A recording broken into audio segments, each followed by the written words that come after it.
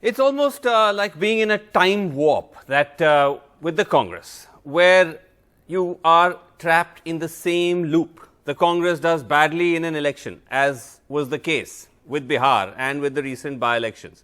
And then the rumblings start. You will hear a rumbling here, you'll hear a rumbling there from dissenters or rebels or whatever you call them. And then you'll have, quote unquote, the loyalists come out and then attack the rebels and defend the Gandhis. And then there is some kind of expectation that something will happen, and of course, nothing ever does. And then the cycle repeats itself. And that's exactly what's happened this time as well. First, you had Kapil Sibal give that interview to the Indian Express, where he attacked the Congress and said that it's virtually disappearing on the ground. And then you had people attack him, and now others are joining him. P. Chidambaram. Chidambaram has so far largely stayed away from all of this in that first round of questioning of the Congress leadership, but now he's come out in an interview to Dainik Bhaskar, where he's saying that the Congress has no organizational presence on the ground. He says it's been weakened considerably, and why we lost Bihar needs to be reviewed. Now, Adhir Ranjan Chaudhary, who's of course the senior Congress leader and the floor leader of the Congress in the Lok Sabha, has come out and attacked these dissenters. He's attacked Kapil Sibal. He's saying, set up a party of your own or join another party if you're so unhappy with the Congress. Stop indulging in embarrassing activities, and such comments can erode the Congress's credibility. Try to prove your mettle on the ground. Let's listen. जिनकी बात करते हैं कपिल सिब्बल जी, वो पहले भी ऐसे बात रखे थे. उनको बड़ी चिंता है कांग्रेस पार्टी की इंट्रोस्पेक्शन वगैरह वगैरह. लेकिन बिहार चुनाव, मध्य प्रदेश की चुनाव, गुजरात चुनाव, कहीं भी चुनाव हुए हैं, यूपी चुनाव, कहीं भी कपिल सिब्बल की सूरत हम लोग नहीं देखा. सिर्फ बातों में काम नहीं बनेगा, काम करने के बाद कुछ बात करो. बिना काम बात करना के मतलब इंट्रोस्पेक्शन नहीं है. मेरा सलाह है इन जैसे हमारे दिग्गज नेताओं की कि काम करो, उसके साथ बात करो. Okay, incidentally, my colleague Sunil Prabhu reporting that sources close to some of these rebels and dissenters, to the point Adhir Ranjan Chaudhary made about why don't they come out and campaign in places like Bihar, was that they were not asked to, that the party prepares a list of who gets to campaign and who doesn't, and these quote unquote dissenters were left out of that. Be that as it may, I spoke earlier to Salman Khurshid, senior Congress leader and of course Supreme Court advocate, to try to understand from him where he stands on all this and whether things that Kapil Sibal and others are saying, what's wrong with that? It seems self-evident.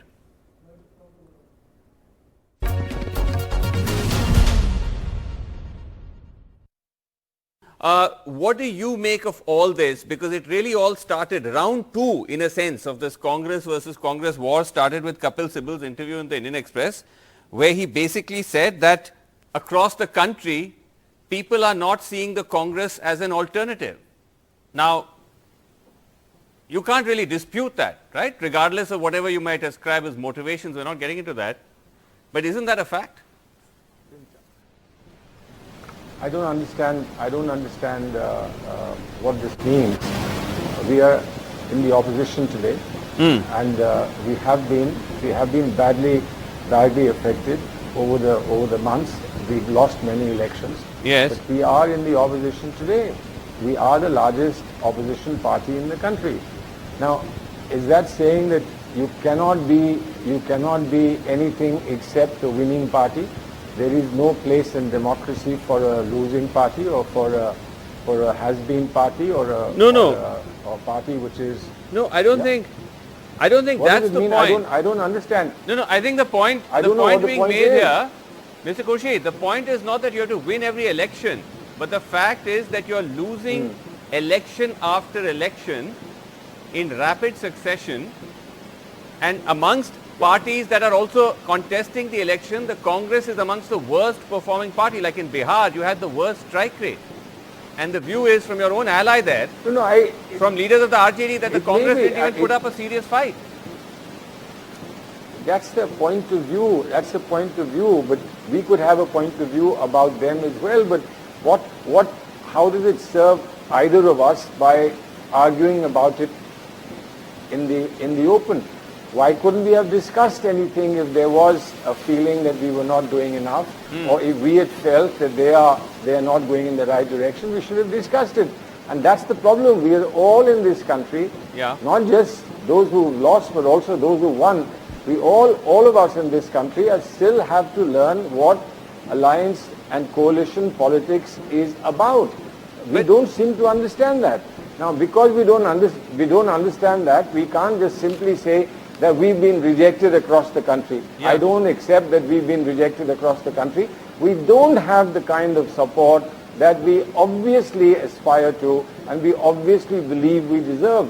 We don't have that support. That's a fact. I accept it. No, but Mr. Khurshid, the problem seems to be, as is being raised by leaders of your own party, is that nothing is being done to fix it.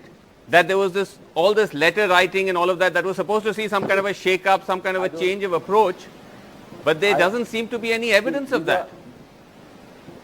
You're asking very fundamental questions. I've been in the party a long time. If somebody would point out to a period in which things used to be done which are not being done now, that things that used to happen that don't happen now, somebody should tell me that, and then I would be better informed. But just bland statements of nothing is happening, that doesn't inform me at all. What happened before UPA 1? What happened with UPA 2? Why did we succeed? How did we succeed? If somebody tells me that things were different then and they're different now, I would be better informed. You don't believe that your party is in the grip of a deep crisis, and particularly a crisis of leadership? You don't believe that? No, I don't believe that, because I know for sure that we have leaders. I know for sure that we have leaders. Now, a crisis of leadership would be if there is no leader and nobody can be picked as a leader, then there would be a crisis. But there is obviously an element. There's an element of restlessness about certain decisions, leadership-related decisions to be taken. They will be taken. We have announced to the world that. With all respect, when you say you have leaders, who are those leaders? Who is leading the Congress party as we speak? Who's leading the Congress party? Mrs. Sonia Gandhi is leading the Congress party. Mr. Rahul Gandhi is leading the Congress party. But you want a label? Unless there's a label, you don't believe that they are leading? Now, that's very difficult to satisfy. Really very difficult to satisfy. The fact is that we know who the leader is, and the fact is that we follow the leader. Now, if we do follow the leader and we don't get what you think we should get, doesn't mean that we're going to give up the leader. It's just as simple as that. If somebody doesn't believe that we have a leader, then they don't know what the party is about. Well, I don't think it's a question of following any leader blindly. Surely there has to be something that merits your being in that position, and if you are faltering again and again in the electoral arena. Thank you. I'm not blind. No, I'm not saying you're blind. I'm just saying that is it just assumed that because Sonia and Rahul Gandhi are there in, as leaders, some officially, some not so officially, they just continue and the party continues to disintegrate? How is that acceptable? I disagree with your statement that the party is continuing to disintegrate. Okay. The party has been through tougher times in the past. Right. The party has bounced back, and we are certain that the party will bounce back again. But it's for us in the party to make that choice, no? Somebody is telling us, being paternalistic, that you should not make this choice. Your choice is bad. You'll not get anywhere with this choice. Well, that's not fair in a modern democracy to be paternalistic and impose upon people something that you think is good is not acceptable. No, your own party leaders. What is freedom of... It seems to be coming from within. It's not even now from without. Leader after leader of your own party is coming out and saying... Listen. Yes. Yeah. Fair enough. There were people in our party who left the party twice. There were major splits in the party twice, and there are people who left the party. Right? But that doesn't mean that the rest of us should have walked out as well. If we have a sense of comfort and faith, We cannot be told that you have no business to have comfort and faith. It's just simple as that. But Adhir Ranjan Chaudhary today said that people like Kapil Sibal, I mean, I guess referring to people like Kapil Sibal and others who are unhappy with the way things are being run, saying if they're so unhappy, they should leave and form their own party. You agree? Well, that is his opinion. He feels very strongly. But what do you think? He is in a position of importance. I'm not asking anyone to leave. Why should I ask anyone to leave? I don't have a monopoly in the Congress. No. That only my views must prevail. I am saying that please have a respect for each other. You may have a view that may be valid, may not be valid. Please put it across in the party. If we have a view that is contrary to that, we will put it as well. I'm not naming anyone. I'm talking about anyone, and I'm not naming anyone on the other side as well. There are no sides here. But in conclusion, what you're saying may be unexceptionable, but it's a very kind of generic, response to something which seems quite imminent. Specifically, I'm not clear what is it that you want. You think that the party should continue as it is, or you think there should be a major shake-up? You need clarity on leadership. Why? People to take charge. No. What specifically do you think needs to be done? We'll come to that. We'll come to that. I didn't start this conversation. This conversation is being started, according to you, by other people. Yes. Now, if the conversation is started by other people, I would want to know what do they want. So when we are in a party forum, I would be very happy to hear what they want. If I have a response which is positive, I would give it. If I have a response that is negative or neutral, I would give that as well. I just want to do it within the party. But you have your own view, I'm sure. You don't necessarily need to, you're a senior leader of the party. You don't necessarily need them to tell you what to think. You may have your own view. I have a view. Which is what? I have my own view, but I'm not going to go and advertise that view across the globe. I will use that view within the party because I have faith in the party functioning in a democratic manner in which I can put my view. My view may not be accepted finally, and it doesn't matter if it's not accepted finally, because there has to be a give and take within a party. I cannot monopolize, no matter what my view is, I can't monopolize the party, and I can't expect anyone else to monopolize it either. Okay. All right, Salman Khurshid. Let's see how this plays out. But thank you very much indeed for joining us. Thanks very much. Thank you very much. Thank you. Okay, let's open it up. Veer Sanghvi is here with us, author, columnist, as is Kumar Ketkar, senior journalist, Rajya Sabha MP, the Congress. Sanjay Jha, author, columnist, formerly with the Congress. Aarthi Jarat, senior journalist. Veer Sanghvi, are you also sometimes like, do you also feel you're trapped in this kind of sense of almost like a time warp when it comes to the Congress and its never-ending unraveling? It's like Groundhog Day, that the same thing happens over and over again, and there's no chance of ever stopping. There's an electoral debacle. Exactly. There's an electoral debacle. People complain. They say something must be done. The loyalists speak up. There's talk of disciplinary action. Nothing happens. Another electoral disaster follows. People say something should be done, and nothing is done. I heard only the end of what Salman said, and I applaud his honesty, and I think he's absolutely right when he says he didn't start this conversation. He's wrong, though, when he says the dissident started the conversation. The conversation was started by Rahul Gandhi. It was started by Rahul the day he stepped down, said he didn't want to lead the Congress, and then said at a working committee meeting, no member of his family would lead the Congress. Sure. Once you've begun that conversation, you expect reasonably some follow-up, some announcement of who will lead the Congress then, some talk of elections, some forward planning. Instead, what? It's been over a year now. We've had nothing. When people have asked questions about this, this has been treated as lèse-majesté. Salman said we should listen to the dissidents. Well, after that letter of 23 went, they had a working committee meeting and nobody listened to them. Instead, they went around the table and people said why Rahul was a genius and why the dissidents were idiots. I mean, this is surely not the way to keep a party together. You've begun a conversation, and that's really great to say that you accept responsibility, you step down. But then you can't stay and pretend you haven't said it. But this time around, Veer, do you feel that something is starting to give, that more and more people are sort of joining this chorus of like enough is enough? Or I no? don't know, Vasu. It's like not in the nature of the Congress to actually revolt.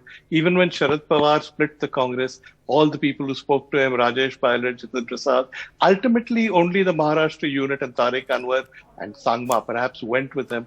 The Right. Congress is always scared of breaking up. Okay. Aarti, do you, I mean, as we all, tear our hair out of this kind of never ending, but do you feel that, do you agree with Veer that nothing is going to, again, it's back to business as usual, or this time something is building up that we might be moving towards some kind of inflection point? I don't think so, Vasu. I mean, we've been through this so many times, As Veer said, every time there's an election defeat, we go through this and then it's, and then everybody forgets about it till the next election defeat. Right. And then the issue comes up again. So, I mean, I think they're just going round and round in circles. And I mean, I'm afraid, this will go round and round in circles. Still, Rahul Gandhi either steps up and takes charge formally and is what the letter or what that gang of 23 demanded, a full-time president. There is no full-time president in the Congress party today. Sonia Gandhi is an interim president. Yes. Rahul comes and goes as he pleases. So, when you talk about a leadership crisis, I mean, there is a leadership crisis. Salman Khurshid was really obfuscating when he said that we know who our leaders are. Yes, okay, Sonia and Rahul are their leaders. But are they there full time? Do they sit in the party office? Do they take decisions? Do they consult people? Is there any kind of, collective decision making? Does the CWC meet regularly to discuss issues and plan, the next steps forward? No, none of that happens. So where is the leadership in the Congress? True. Is that, Kumar Ketkar, I don't know because you've not, I don't know, you've been in the party not that long, but are you also, I don't know how much you can say on TV, but you also privately feel like you're banging your head on the wall in frustration? No, I don't think so. I'm not banging my head on the wall in frustration because I can understand that there is a huge communication gap at various levels. And I think that communication gap can be understood because such a kind of defeat as it happened in 2014 and 2019, Congress had not experienced so far. And so naturally, there's going to be some disarray in the ranks. And I think that is expressing itself. I don't personally feel so frustrated that Congress will disappear. Congress has an eternal leadership crisis. Rahul must rise and Sonia must rise. This is the chorus that is going on. I think Sonia is very much in charge. She is the most respected leader so far. Whether she is taking the right decision or not will be seen later. For instance, nobody in 1999 thought that in 2004 under Sonia's leadership, Congress will come to power. So I think Congress has this unique kind of rejuvenating tendencies and therefore it will come out. And I don't think I'm frustrated, but the point is definitely there is a communication gap. And that I don't blame, you were asking Salman Khurshid. I do not blame Kapil Sibal or anybody who... No, it's not about... But come on, Mr. Ketkar, communication gap, isn't that somewhat of a deflection or at least a slightly vague way of describing a much serious problem? Just look at the Bihar elections. Hold on, Bihar elections, the Congress, there was nothing. There was virtually no Congress on the ground. There was no preparation. There was no planning. This was something that was scheduled months ago. You knew this was coming. Srinivas, communication but the Congress dropped the ball, and this happens again and again. Communication gap is a serious issue, and therefore it is being discussed. And I think it is being discussed quite openly, sometimes in a frustrating manner. Some people could be definitely frustrated because they lost power after such a long time. But communication gap is not something casual. Communication gap is a very serious issue, and I think they are dealing with. I think they are dealing with it, but of course it is extremely difficult. Nobody can deny there is a crisis. Nobody can deny that Congress is actually suffering and going through most difficult time in its life of 130 plus years. So nobody is denying that. Nobody is denying that. Okay. And I think... you're saying no one's denying it. But Sanjay Jha, now you have been in a sense I don't know if spokesperson is the right word, but you've been very closely involved with this G23 or G24 or whatever this group of dissidents has been described as. Do you know what is going on with this group? Are we going to see now a kind of, again, are all of you going to speak up again? Are more people joining you? Is there going to be another letter? Or is it all just going to go back into the same, war of attrition? Well, firstly, Rahul, Srinivasan, in a lighter vein, I would request Aarti not to use the word gang of 23 because gang is a pretty malign term these days. We rather use the word group of 23, which has at least a ring of respectability to it. Okay. On a serious note, Vasu, I think I heard Salman Khurshid's conversation with you, and I will answer your question. Just give me a second. I have the maximum respect for Mr. Khurshid, but I think we have a fundamental right to live in a land of illusions. I think living in denial is the biggest damage that the Congress party supporters can do to the party today. I mean, there are many fault lines. There is ideological obfuscation. Sure. The party doesn't take a clear stance. There is an organizational atrophy. Right. It is manifested in the kind of defunct grassroots presence we have.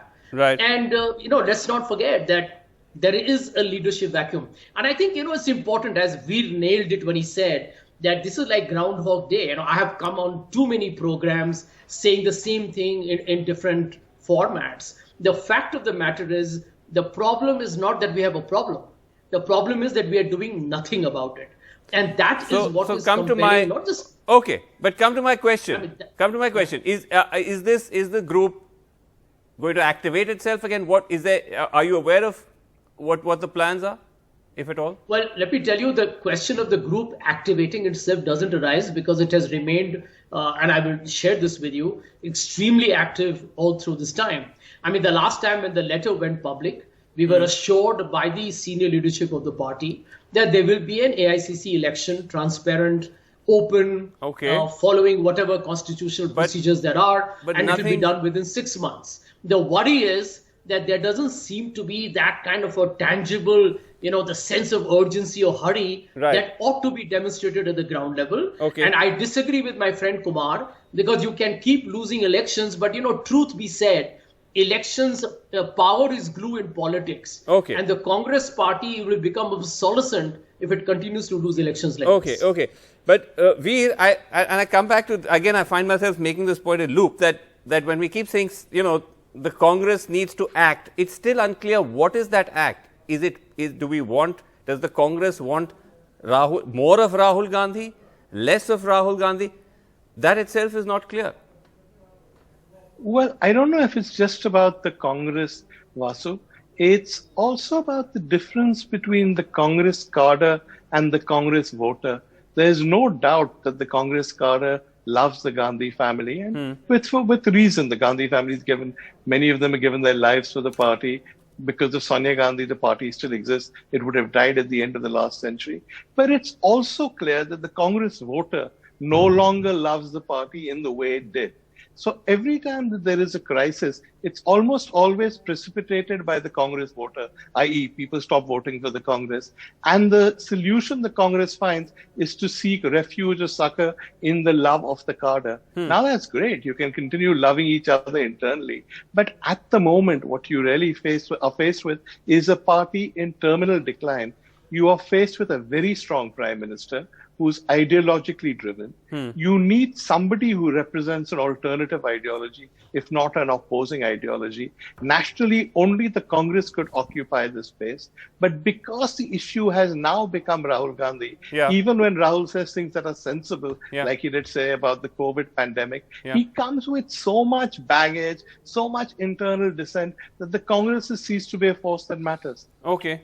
But one point. But the point, Aarti, is, I mean, the same question I put to Veer, but that said, again, what is the solution for the Congress? Because on one hand, the thing is, Rahul Gandhi should take over as full-time president, but on the other is that Rahul Gandhi is not performing, voters don't like him, he's not able to take on Modi. So then what? You know, Vasu, is the somebody solution needs more to of take Rahul over. Gandhi, less of Rahul Gandhi? No, the solution is that somebody needs to take over as an active full-time president. You know, Kumar referred to that period between 1999 and 2004. You know, when 1999 was the lowest the Congress had reached at that point of time in those elections. Yeah. So Sonia Gandhi was leader of the Congress party. What did she do in those 5 years? She held chief ministerial conclaves. She, held AICC sessions. There was constant activity going on in the party, which made the cadre, the workers and their supporters feel involved, feel that the party was doing something. Right. You know, and then, of course, she was in touch with other opposition leaders, most specifically Harkishan Singh Surjeet, and then when she tied up, with Paswan and with Lalu and everything, they managed to get back to power in 2004. Right. What has the Congress been doing over the last 6 years? I don't see any internal party activity. Okay. Kumar Ketkar. But that's because there is no leader, nobody in charge, up front, active. Kumar Ketkar, the worry almost seems to be, regardless of who comes in charge, it's just that, does the Congress even know how to fight elections in the way elections are being fought today? There's a whole BJP election machine playbook. You start at the booth level, you work your way up. Some parties are learning how to play that game. The Congress isn't. Are you likely to say that Congress should be following the so-called election juggernaut that Amit Shah follows? Congress cannot do it, Congress will not do it.